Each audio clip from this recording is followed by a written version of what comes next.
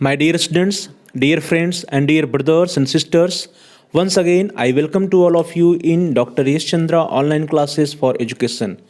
मेरे प्रिय विद्यार्थियों, प्यारे भाई और बहनों, प्यारे साथियों, प्यारे मित्रों, मैं आप सभी लोगों का doctor Yash Chandra online classes for education में बहुत बहुत स्वागत करता हूं। आप सभी लोगों का हार्दिक स्वागत है, हार्दिक अभिनंदन है। डियर फ्रेंड्स, आज की क्लास में हम सभी लोग चर्चा करेंगे कि what is the meaning, concept and nature of measurement.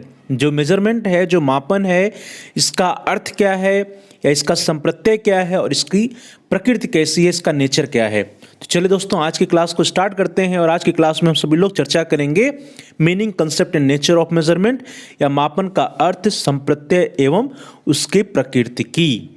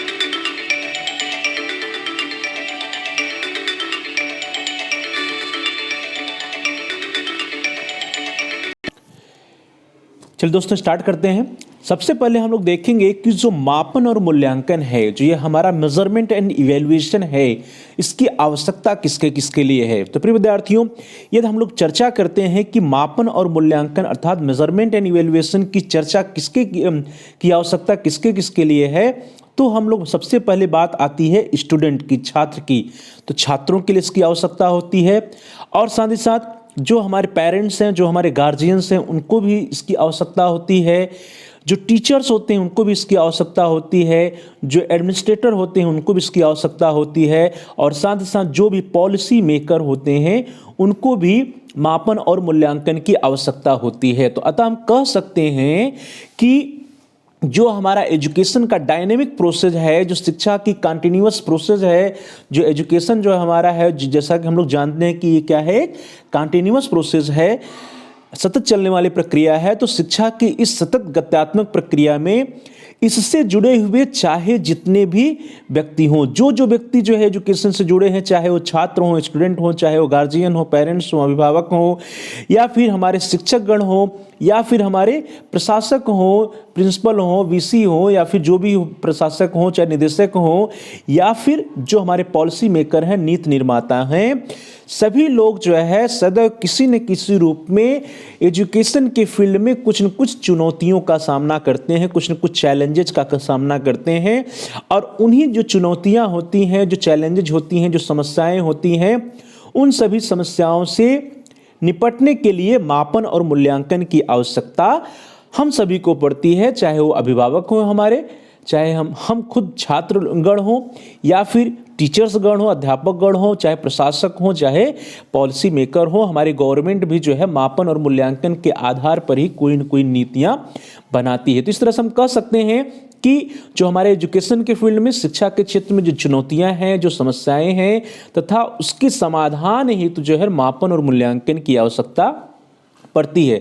प्रिय विद्यार्थियों, समस्याओं से संबंधित जो सूचनाएं होती हैं, उसके प्रति जो कंटेक्स्ट होता है, रेफरेंसेज होते हैं, तथा उसके साथ जो है उसकी एक्यूरेसी क्या है, उसको सुनिश्चित करने के लिए मापन और मूल्यांकन की आवश्यकता पड़ती है। अर्थात जो भी गवर्नमेंट को पॉलिसी बनाने के लिए, या टीचर्स को, या अपने गार्जियंस को, हम पेरेंट्स को, अभिभावक को जो सूचनाएं मिलती हैं, उन सूचनाओं की जो संदर्भता और उसकी जो एक्यूरेसी है, यथार्थता है, रियलिटी है, उसके लिए मापन और मूल्यांकन की आवश्यकता हम सभी लोगों को पड़ती है। प्रिय विद्यार्थियों, इस तरह से हम कह सकते हैं कि समस्याओं के संबंध में सूचना की पर्याप्तता, संदर्भता तथा यथार्थता को सुनिश्चित करने के लिए ही हमारा जो व्यवहारिक विज्ञान है, बिहेवियरिस्टिक साइंस है, इस व्यवहारिक विज्ञान में मापन और मूल्यांकन की जो डिफरेंट मेथड्स होते हैं, विभिन्न विधियां होती हैं, इनके प्रयोग की आवश्यकता महसूस की जाती है।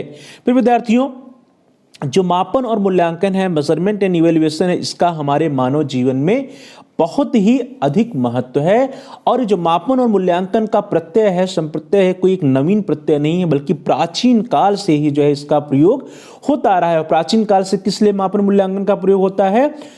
ह्यूमन बीइंग्स की जो कैपेसिटी है, जो क्षमता है, जो एबिलिटी है, इन एबिलिटी का पूर्ण उपयोग करने के लिए मापन और मूल्यांकन का प्रयोग जो है प्राचीन काल से होता आ रहा है। फिर विद्यार्थियों, तो हम लोग बात करते हैं एंशिएंट पीरियड की, प्राचीन काल की। तो प्राचीन काल से ही जो ह्यूमन बीइंग्स हैं, मनुष्य हैं, मनुष्य का उद्देश्य क्या रहा है?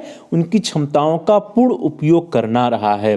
और प्रिय विद्यार्थियों, किसी भी व्यक्ति की जो क्षमता है, की जो एबिलिटी है, उस क्षमता या एबिलिटी को हम उसका प्रयोग अधिकतम तभी कर सकते हैं जब हम क्या कर सकें, यह पता लगा सकें कि उसके अंदर क्षमता जो है वो कितनी मात्रा में है। मीन्स व्यक्ति के अंदर जो कैपेसिटी है, जो एबिलिटी है, उस एबिलिटी या उस क्षमता की, इस योग्यता की मात्रा का जब हम पता कर पाएंगे, तभी जो है हम उस व्यक्ति की क्षमता या योग्यता का प्रयोग कर सकते हैं। और जब बात आती है किसी व्यक्ति की क्षमता कितनी है, इसका मेजरमेंट करने की, इसको पता करने की, तो इसके लिए हम जो प्रक्रिया करते हैं प्रिय विद्यार्थियों, उस प्रक्रिया को कहते हैं मेजरमेंट या मापन। तो इस तरह से हम कह सकते हैं कि मेजरमेंट क्या है, मापन क्या है, किसी व्यक्ति की क्षमता कितनी है, किसी व्यक्ति के अंदर योग्यता कितनी है, या किसी वस्तु विशेष की जो विशेषताएं हैं वो कितनी मात्रा में है, जब इसका पता करने का हम प्रयास करते हैं तो उसे हम क्या कहते हैं? उसे हम लोग मापन या मेजरमेंट कहते हैं। अब विद्यार्थियों, यदि हम लोग मूल्यांकन की बात करते हैं तो किसी व्यक्ति के अंदर जो क्षमता है, जो एबिलिटी है, वो एबिलिटी किस विशेष कार्य के लिए है, उसका हम प्रयोग कहाँ कर सकते हैं? उसका प्रयोग जो है हम सामाजिक कार्य में कर सकते हैं, पॉलिटिकल इश्यूज में कर सकते हैं, या फिर वो शिक्षक बनने लायक है, वो इंजीनियर बनने लायक है, या कोई सामाजिक कार्यकर्ता बनने लायक है, कोई पॉलिटिशियन बनने लायक है, उसके अंदर कौन सी क्वालिटी है। जब जो क्वालिटी या जो योग्यता या जो विशेषता किसी व्यक्ति के अंदर होती है, जब वो क्षमता जो है किसी विशेष को कर सकने के लिए कर सकता है या नहीं कर सकता है, जब इसका हम निर्धारण करते हैं तो उससे हम लोग कहते हैं प्रिय विद्यार्थियों इवैल्यूएशन या मूल्यांकन। तो इस तरह से व्यक्ति जो है, व्यक्ति के अंदर जो योग्यता होती है, जो क्षमता होती है, उस क्षमता के द्वारा किसी विशेष कार्य को वो व्यक्ति कर सकता है या नहीं कर सकता। देखिए, दो चीजें हैं कि इसका निर्धारण हमें करना है कि व्यक्ति जो है उस कार्य को कर सकता है या फिर नहीं कर सकता है। जब इसका निर्धारण हम जिस प्रक्रिया के द्वारा करते हैं कि कोई व्यक्ति जो है, जिसके अंदर जो योग्यता है, क्षमता है, वो कितना योग्य है या फिर किसी विशेष कार्य को करने में सक्षम है या नहीं सक्षम है, तो यह निर्धारण करने की प्रक्रिया जो होती है, उसकी उपयोगिता के निर्धारण करने की जो प्रक्रिया होती है, उस प्रक्रिया को क्या कहते हैं प्रिय विद्यार्थियों? That is known as evaluation या मूल्यांकन। तो इस तरह से मूल्यांकन क्या हो गया? व्यक्ति के अंदर जो क्षमता होती है, जो योग्यता होती है, उस योग्यता का हम निर्धारण करते हैं कि वह व्यक्ति अमुक कार्य को कर सकता है या नहीं कर सकता है, या किस कार्य को कर सकता है या किस कार्य को नहीं कर सकता है। तो इस तरह से ये दो कंसेप्ट हो गया हमारा मापन और मूल्यांकन का। अब चलिए हम दोस्तों आगे बढ़ते हैं और देखते हैं कि जो हमारा मापन है, मेजरमेंट है, इसका कंसेप्ट क्या है, इसका संप्रत्यय क्या है, इसका अर्थ क्या है। तो प्रिय विद्यार्थियों, यदि हम लोग मापन की बात करते हैं तो जो मापन का प्रत्यय है कोई नवीन प्रत्यय नहीं है, जिसका हमने पहले भी आपसे चर्चा किया कि जो मापन का प्रत्यय है बहुत ही अति प्राचीन प्रत्यय है। अति प्राचीन प्रत्यय अर्थात प्राचीन काल से ही हम सभी लोग जो है मापन की प्रक्रिया का प्रयोग करते आ रहे हैं। जो हमारे पूर्वज पुरखे हुए आदि काल में भी जो है उन लोगों ने भी किसी न किसी रूप में मापन का प्रयोग किया है और उन्होंने मापन अपने जीवनचर्या में अपने कार्यों को करने के लिए मापन का कार्य करते रहे हैं। तो इस तरह से जो मेजरमेंट का कंसेप्ट है, मापन का कंसेप्ट है, कोई एक नवीन कंसेप्ट नहीं है। फिर विद्यार्थियों अब मापन क्या है, जैसा हमने पहले भी चर्चा किया कि किसी व्यक्ति के अंदर जो योग्यता है उस योग्यता की मात्रा को मापना जो है वो हो गया मापन। और उसको यदि हम लोग दूसरी भाषा में कहें, दूसरी लैंग्वेज में कहें, तो किसी व्यक्ति के अंदर या किसी वस्तु के अंदर जो उसकी विशेषताएं होती हैं, जो गुण होते हैं, उन विशेषताओं को, उन गुणों को जब हम एक निश्चित इकाई के द्वारा या अंकों के द्वारा या किसी शब्दों के द्वारा प्रकट कर देते हैं तो वही क्या कहलाता है, मापन कहलाता है। तो ध्यान दीजिए कि किसी वस्तु, किसी व्यक्ति विशेष के अंदर जो उसकी विशेषता होती है, जो उसकी कैरेक्टरिस्टिक्स होती है, जो उसके गुण होते हैं, उन गुणों को जब हम किसी इकाई अंकों के द्वारा, अर्थात कोई नंबर्स दे देते हैं, कोई डिजिट्स दे देते हैं, या कोई शब्द दे देते हैं, कोई वर्ड्स दे देते हैं, या कोई सिंबल दे देते हैं, प्रिय विद्यार्थियों, जैसे हमने ABCD कैटेगरी में विभाजित कर दिया, हमने जो उसको फर्स्ट, सेकेंड, थर्ड इस तरह से कोई रैंकिंग दे दी, या फिर उसको कोई नंबर दे दिया। जैसे हम लोग परीक्षा का जो कॉपी होती है तो शिक्षकगण क्या कहते हैं, छात्रों को आउट ऑफ 100 जो है 70, 75, 100, 60 इस तरह से कुछ न कुछ अंक प्रदान कर देते हैं। तो जो ये अंक प्रदान करने की प्रक्रिया है, या फिर जो कोई एक सिंबल प्रतीक देने की प्रक्रिया है, इसी प्रक्रिया को हम लोग प्रिय विद्यार्थियों क्या कहते हैं, that is known as measurement या मापन। तो मापन क्या है, किसी विशेषता या गुण को किसी निश्चित इकाई या अंकों या शब्दों के द्वारा प्रकट करने की जो प्रक्रिया है, उसी प्रक्रिया को हम सभी लोग मापन कहते हैं। और यदि बात करते हैं हम लोग कि जो मापन की प्रक्रिया है, मापन की प्रक्रिया जो है हम सभी लोग अपने दैनिक काल में, दैनिक जो जीवनचर्या है उसमें हम सभी लोग हमेशा मापन का कार्य करते रहते हैं। तो अब बात कर लेते हैं हम लोग की, चूंकि प्रत्येक व्यक्ति जो है अपने दैनिक कार्यों में औपचारिक रूप से या अनौपचारिक ढंग से, फॉर्मल या इनफॉर्मल रूप से मापन का कार्य हमेशा करता ही रहता है। तो अब मापन जो होता है वो कई प्रकार का होता है। जैसे प्रिय विद्यार्थियों यदि हम लोग उदाहरण की बात करते हैं तो मापन तो एक शिक्षक भी करता है, टीचर भी करता है, छात्रों के उपलब्धि का मापन करता है। लेकिन यदि हम लोग किसी शॉप पर जाते हैं, दुकान, मान लीजिए सब्जी विक्रेता के यहाँ जाते हैं, तो वह भी सब्जी को तौलता है, सब्जी को क्या करता है, तौलता है। आलू, टमाटर, जो भी आपकी सब्जी है उन सब्जियों को तौलता है, तो क्या कर रहा है, वो भी उसका मापन कर रहा होता है। यदि हम लोग दूध विक्रेता के पास जाते हैं तो मिल्क या दूध को मापता है, तो भी मापन कर रहा है। यदि हम लोग वस्त्र विक्रेता के पास जाते हैं तो वस्त्रों को भी वो माप करके हमको देता है। तो इस तरह से जो मापन की प्रक्रिया है वो फॉर्मल या इनफॉर्मल रूप से हम सभी लोग करते रहते हैं, अपने दैनिक जीवनचर्या में करते रहते हैं। अब चलिए बात करते हैं कि जो मापन की प्रक्रिया है ये कितने प्रकार की होती है। तो प्रिय विद्यार्थियों, टाइप्स ऑफ मेजरमेंट या मापन के प्रकार कौन कौन से होते हैं। तो मापन के प्रकार की बात करते हैं तो हमने आपको कुछ उदाहरण बताए हैं, जिन उदाहरणों से जो मापन के प्रकार हैं उससे हम निकाल सकते हैं। जैसे प्रिय विद्यार्थियों, जो शिक्षक जो है छात्रों की उपलब्धि का जो मापन करते हैं वो एक अलग प्रकार का मापन है। लेकिन जब हम दूध विक्रेता के पास जाते हैं या सब्जी विक्रेता के पास जाते हैं, वो जो सब्जी तौल देता है, दूध विक्रेता दूध माप देता है, तो वो एक अलग प्रकार का मापन है। तो इस तरह से मापन जो है के प्रमुख रूप से दो प्रकार होते हैं। द फर्स्ट वन, जो पहला है उसको हम लोग कहते हैं फिजिकल मेजरमेंट या भौतिक मापन। तो ध्यान दीजिए, फर्स्ट वन इज क्या है, भौतिक मापन या फिजिकल मेजरमेंट। और ये फिजिकल मेजरमेंट कहाँ होता है, जब हम, जैसा हमने आपको एग्जाम्पल में बताया कि जब हम किसी चीज़ को तौलते हैं, मापते हैं, उसकी लंबाई मापते हैं, किसी चीज़ की चौड़ाई मापते हैं, किसी चीज़ का वजन मापते हैं, तो ये सब क्या है, फिजिकल मापन है, फिजिकल मेजरमेंट है या भौतिक मापन कहलाता है। जबकि the second one is non physical measurement या अभौतिक मापन। अब बात आती है अभौतिक मापन या नॉन फिजिकल मेजरमेंट की। तो नॉन फिजिकल मेजरमेंट कौन सा है प्रिय विद्यार्थियों, जो कि हमारे शिक्षकगण करते हैं, जो हमारे शिक्षक हैं वो जो मापन करते हैं वो क्या है, अभौतिक मापन है। जैसे छात्रों की उपलब्धि का मापन कर देना, या छात्रों के IQ का मापन कर देना, या छात्रों की व्यक्तित्व की विशेषताओं का मापन कर देना, छात्रों की अभिवृत्ति का मापन कर देना, ये सभी क्या है, नॉन फिजिकल मेजरमेंट या अभौतिक मापन में आते हैं। तो प्रिय विद्यार्थी, इस तरह से जो मापन हुआ, मापन के मुख्य रूप से दो प्रकार हो गए। The first one is physical measurement या भौतिक मापन, और the second one is non physical measurement या अभौतिक मापन। चलिए दोस्तों, जल्दी से हम लोग देख लेते हैं कि जो ये फिजिकल मेजरमेंट है और नॉन फिजिकल मेजरमेंट है, इसको हम कैसे डिफरेंशिएट कर सकते हैं, कैसे इसमें अंतर कर सकते हैं।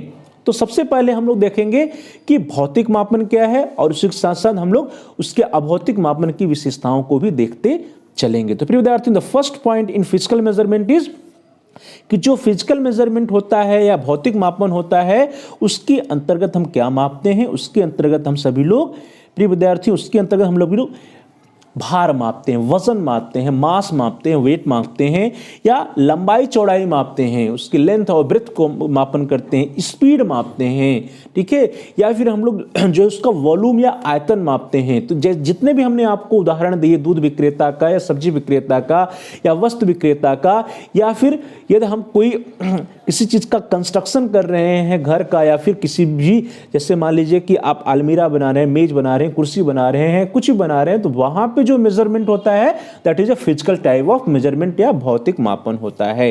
लेकिन जब हम लोग अभौतिक मापन की बात करते हैं, नॉन फिजिकल मेजरमेंट की बात करते हैं, तो वो कहाँ पर होता है? वो मानसिक गुणों का मापन होता है। जब हमारा शिक्षक हमारे या फिर कोई मनोवैज्ञानिक जो होता है वो मनोवैज्ञानिक गुणों का मापन करता है, जो समाजशास्त्री होता है वो सामाजिक गुणों का मापन करता है, या जो शिक्षक गण होते हैं, जो शैक्षिक विद्वान होते हैं वो शैक्षिक गुणों का मापन करते हैं। तो इस प्रकार का जो मापन है जो हमें स्पष्ट रूप से दिखाई नहीं देता है वो क्या है? वो होता है नॉन फिजिकल मेजरमेंट। तो इस तरह से प्रिय विद्यार्थियों, नॉन फिजिकल मेजरमेंट में क्या क्या आ सकता है?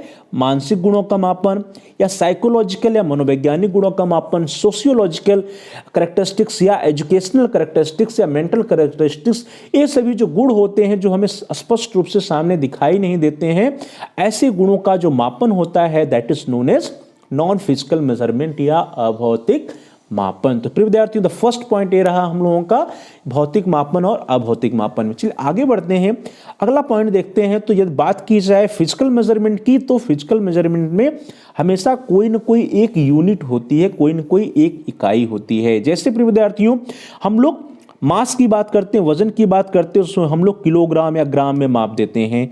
यदि हम लोग लंबाई की बात करते हैं तो मीटर या किलोमीटर में माप देते हैं। यदि हम लोग आयतन की बात करते हैं तो लीटर या किलोलीटर, इस तरह से हम लोग माप सकते हैं। और फिर विद्यार्थियों, तो इस तरह से हम कह सकते हैं कि जो मापन होता है इसका कोई न कोई निश्चित इकाई होता है, कोई न कोई एक निश्चित यूनिट होता है। जैसा कि हमने वजन के केस में या भार के केस में आपको, या फिर लंबाई चौड़ाई के केस में, या फिर आयतन के केस में बताया कि इसकी एक निश्चित इकाई होती है।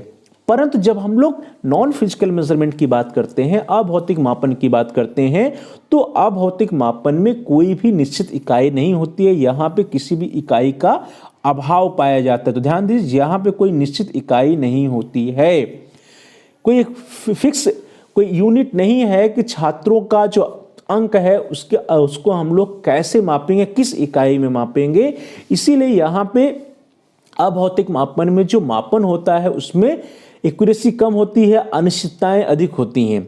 यहाँ पे अनिश्चितता होती है, उसको बदलने की, चेंज होने की संभावना भी बनी रहती है। तो प्रिय विद्यार्थियों, अब चूंकि भौतिक मापन के लिए जो इसकी एक निश्चित इकाई होती है, तो इसको मेजर करने का जो टूल्स होता है, जो साधन होता है भौतिक मापन का, वो भी स्टैंडर्डाइज्ड टूल्स होता है, मापन का एक प्रमाणिक साधन होता है।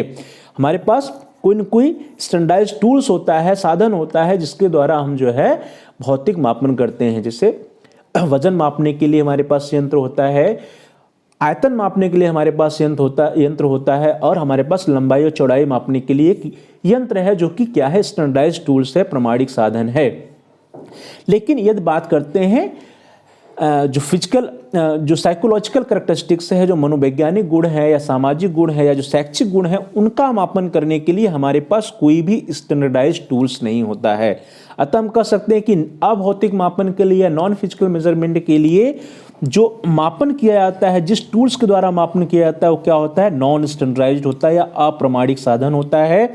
जबकि फिजिकल मेजरमेंट की बात करते तो यहाँ पे जो टूल्स होता है वो स्टैंडर्डाइज्ड होता है या प्रमाणिक साधन होता है। तो विद्यार्थी, इस तरह से भौतिक मापन जो है प्रमाणिक साधनों के द्वारा किया जाता है, स्टैंडर्डाइज्ड टूल्स के द्वारा किया जाता है, जबकि अभौतिक मापन जो है नॉन फिजिकल मेजरमेंट वो अप्रमाणिक साधनों या नॉन स्टैंडर्डाइज्ड टूल्स के द्वारा किया जाता है। और इसी कारण से प्रिय विद्यार्थियों, हम लोग देखें तो जो फिजिकल मेजरमेंट है यहाँ पर एक्यूरेसी ज़्यादा होती है, मापन में यथार्थता ज़्यादा होती है, एक्यूरेसी ज़्यादा होती है, ज़्यादा एक्यूरेट होता है। जबकि जो हमारा अभौतिक मापन होता है, नॉन फिजिकल मेजरमेंट होता है, यहाँ पे एक्यूरेसी की कमी होती है, कम एक्यूरेट होता है। तो इसलिए प्रिय विद्यार्थियों, जो अभौतिक मापन है, जैसे मनोवैज्ञानिक गुणों का या शैक्षिक गुणों का मापन होता है, जो मापन किया तो अवश्य जाता है, क्योंकि वहां पे जो टूल्स होते हैं वो स्टैंडर्डाइज्ड टूल्स नहीं होते हैं, अप्रमाणिक साधन होते हैं, इसलिए यहाँ पे जो एक्यूरेसी होती है वो कम होती है, मापन में यथार्थता की कमी होती है। चलो दोस्तों आगे बढ़ते हैं।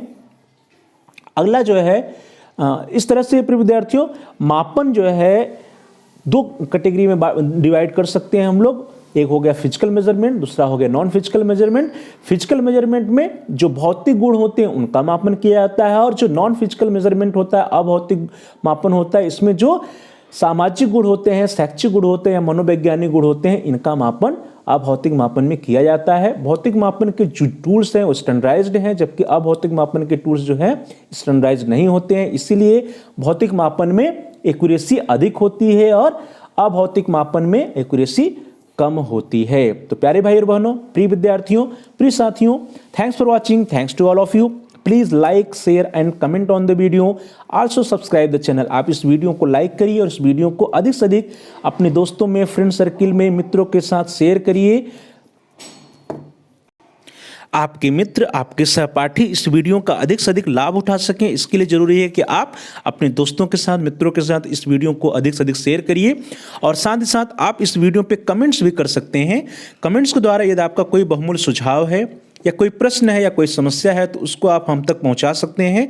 हम आपके प्रश्नों का उत्तर देने का प्रयास करेंगे, आपकी समस्याओं का समाधान करने का प्रयास करेंगे, और साथ ही साथ जो आपके वैल्यूएबल सजेशंस होंगे, महत्वपूर्ण सुझाव होंगे, उन सुझावों पर, उन सजेशंस का अनुपालन भी करने का प्रयास करेंगे।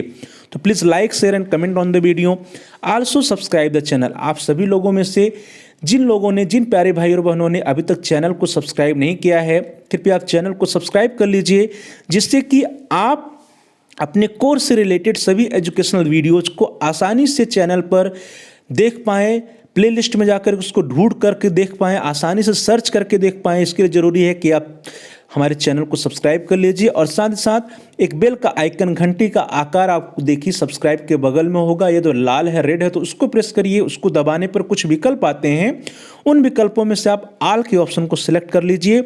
इससे यह होगा कि आपके कोर्स से रिलेटेड जितने भी नए वीडियोस आएंगे उसकी सूचना, उसकी इन्फॉर्मेशन, उसकी नोटिफिकेशंस आपको समय से मिल जाएगी और आपका कोई भी वीडियो मिस नहीं होगा। तो प्यारे भाई और बहनों, प्रिय विद्यार्थियों, प्रिय साथियों, please like, share and comment on the video, also subscribe the channel and press the bell icon all. आप सभी लोगों का बहुत बहुत धन्यवाद। Thanks for watching, thanks to all of you.